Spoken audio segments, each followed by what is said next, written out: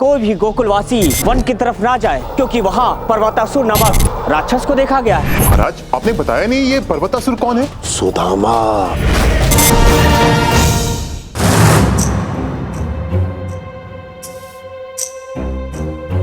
अरे शीघ्र करो,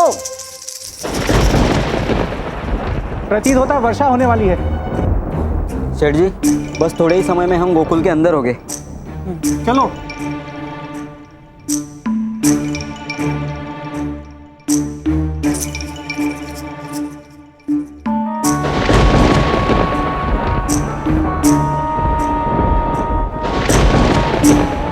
मुझे आभास हो रहा है कि कोई हमारा पीछा कर रहा है। नहीं सेठ जी, यहाँ तो कोई नहीं है। चलो।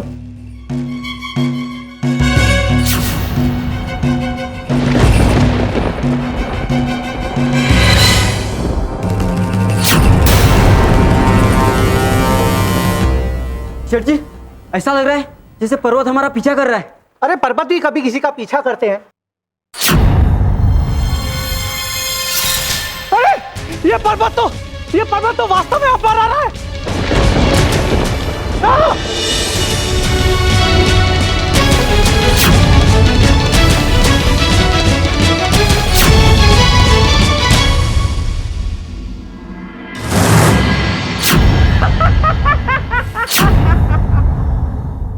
कान्हा, तेरी चपलता से दुखी हो गई हूं मैं। अरे हर बार माखन चुरा के खा लेता है।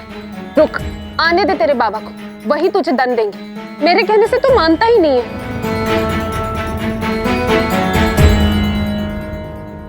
यशोदा, क्या ये सब? क्यों मेरे लल्ला को दंडित किया जा रहा है? हाँ? देखिए ना आर्य, आज श्री हरि के मंदिर में भोग लगाने के लिए मैंने विशेष माखन तैयार किया था। अच्छा, तुम सभी गोपियां ध्यान पूर्वक सुनना। ये माखन किसी भी हाल में कान्हा के हाथ नहीं लगना चाहिए। ये श्री हरि का भोग है। देखो, ध्यान रखना, पूजन से पहले वो माखन चोर इस माखन को हाथ भी ना लगा पाए। हाँ नंदरानी, इस बार इस माखन चोर को खाली हाथ ही जाना होगा। आप निश्चिंत होकर जाइए। ठीक है।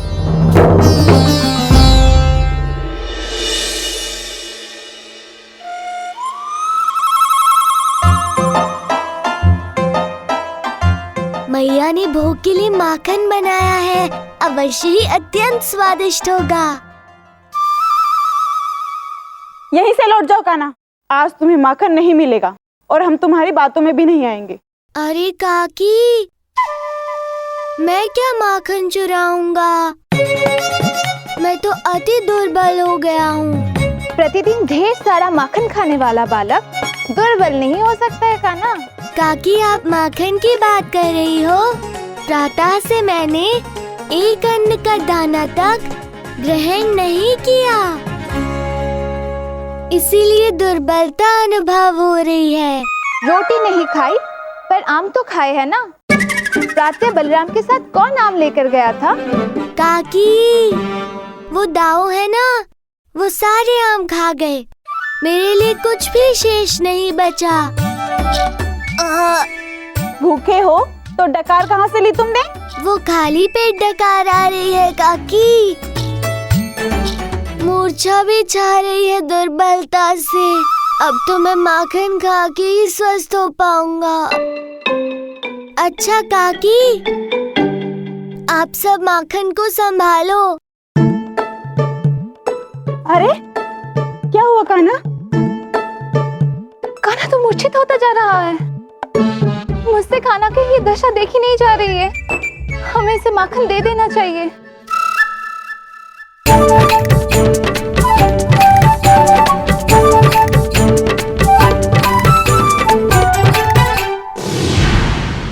भगवान के भोग के लिए बनाए माखन भी नहीं छोड़ा आपके कान्हा ने। मैया, बच्चे भी तो भगवान का रूप होते हैं ना। अच्छा नटखट देवता, माखन तो तूने सारा खा लिया। अब तेरी विशेष पूजा कराऊंगी तेरे बाबा से। रुक कान्हा, कान्हा इधर आ। क्या अद्भुत दृश्य है यशोदा। एक ओर माखन का रक्षक और दूसरी ओर माखन का भक्षक। अद्भुत। क्या आर्य, आप भी ना इसे दंडित करने के बजाय आप आनंद लिए जा रहे हैं।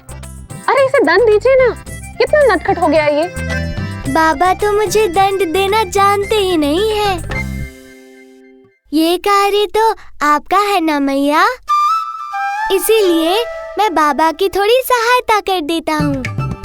ऐसा कीजिए बाबा, आप मुझे भूखा रहने का दंड दीजिए, जिससे मैं फिर से दुर्बल होकर मूर्छित हो जाऊं। हाँ, कान्हा बिल्कुल उचित कह रहा है। कान्हा, तुम आज पूरा दिन भोजन नहीं करोगे, भूखे रहोगे, ठीक है?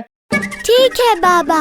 अरे नहीं नहीं कान्हा, नहीं रे, तू क्यों भूखा रहेगा? मूर्छित हो तेरे शत्रु। लल्ला, तेरा जितना मन चाहे उतना माखन खा, किंतु तू स्वस्थ रह। यशोदा, जानती हो मैंने लल्ला को दंड क्यों दिया? क्योंकि मैं जानता था लल्ला को दंड देने से तुम्हारा क्रोध एक क्षण में समाप्त हो जाएगा। नंदराज,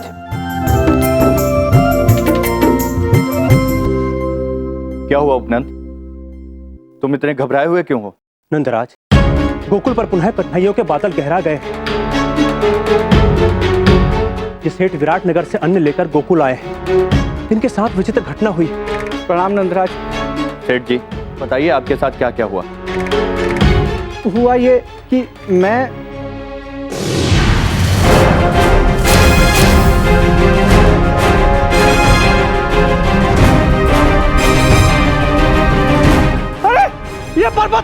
ये पर्वत तो वास्तव में अपार आ रहा है।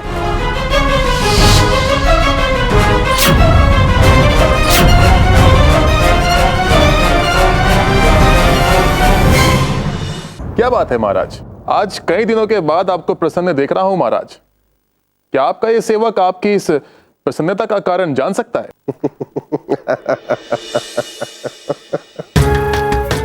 कारण ही कुछ ऐसा है विकट, पता है, आज मेरे काल कृष्णा का अंत हो जाएगा।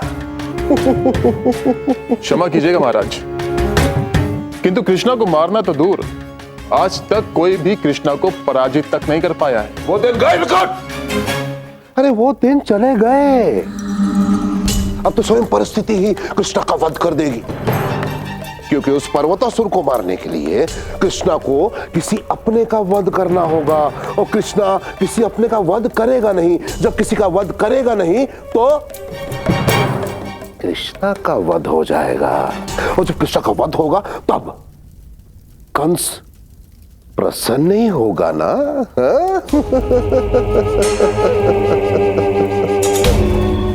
कृष्णा का कोई प्रिय?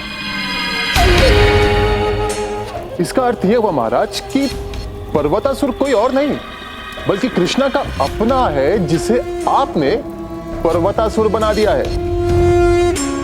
वाह महाराज वाह, क्या युक्ति लगाई है आपने, वाह।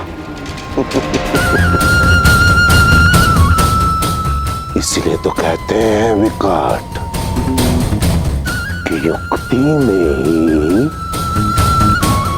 शक्ति है। मुझे किसी भी असुर का भय नहीं। अब तो मैं अवश्य वन में जाकर उस दानव को देख कर आऊंगा। मेरे अलावा कोई और वीर है यहाँ? बोलो, तुम में से कौन चलेगा मेरे साथ? नहीं नहीं शुरायु, इस समय वन जाना ठीक नहीं है। तुम्हारी एक भूल से पूरे गोकुल पर बाधा आ सकती है। मुझे तो पहले ही पता था कि तुम व्यर्थ के बहाने बनाओगे कृष्णा। है कोई जो पर्वत की चोटी पर मुझसे पहले पहुंच सके? और यदि तुम सब ऐसा नहीं कर सकते तो तुम मुझे सबसे श्रेष्ठ मानकर अपने समूह का सरदार मान लो। नहीं, हमारे समूह का कोई मुखिया नहीं है। हम सब मिलकर निर्णय लेते हैं। रही बात तो तुम्हें श्रेष्ठ समझने की, तो शुरायु, मैं तुम्हारी चुनौती स्वीकार करता हूँ। मुझे भी चुनौती स्वीकार है मित्र। तो ठीक है, तुम सबको अभी पता चल जाएगा कि इस समूह में सर्वश्रेष्ठ कौन है। दौड़ प्रारंभ करो। नहीं नहीं दाऊ, सुदामा, सबल, शुरायु, व्यर्थ का हठ मत करो। वन जाना ठीक नहीं है, रुको।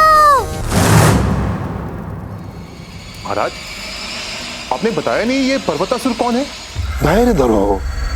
जितना धीरज तुम धरोगे उतना जीवन में उन्नति करोगे। धीरज धरो।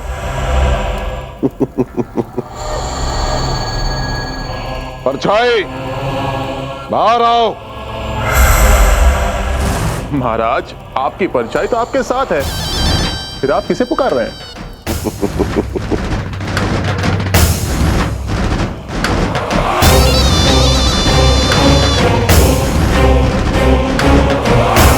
महाराज, ये किसकी परछाई है?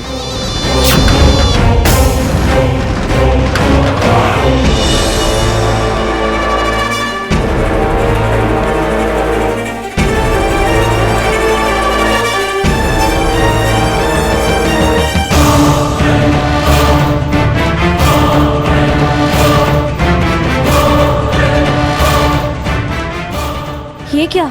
सूर्य तो मेरे पीछे की ओर है, किंतु मेरी परछाई कहाँ है? सबकी परछाई भूमि पर पड़ती दिख रही है, किंतु मेरी परछाई मुझे क्यों नहीं दिख रही? महाराज, इस परछाई का सत्य जानने की व्यग्रता है मुझ में। सोचो, कृष्णा का परम मित्र सुदामा, उसकी परछाई है ये। अद्भुत। किंतु अब ये भी बता दीजिए कि ये परछाई कृष्णा के समक्ष बाधाएं कैसे उत्पन्न करेगी? अब कृष्णा के जीवन में केवल बाधाएं बाधाएं होंगी। ये सुदामा की इस परछाई पर मैंने नियंत्रण पा लिया है। ये केवल और केवल मेरे वश में है। अब जो आदेश मैं इस परछाई को दूंगा, वहां पर सुदामा गोकुल में वही करेगा। हाँ? समझे? जी महाराज, अद्वितीय। इस युक्ति के तहत तो कृष्णा को मारना और भी सरल हो जाएगा महाराज।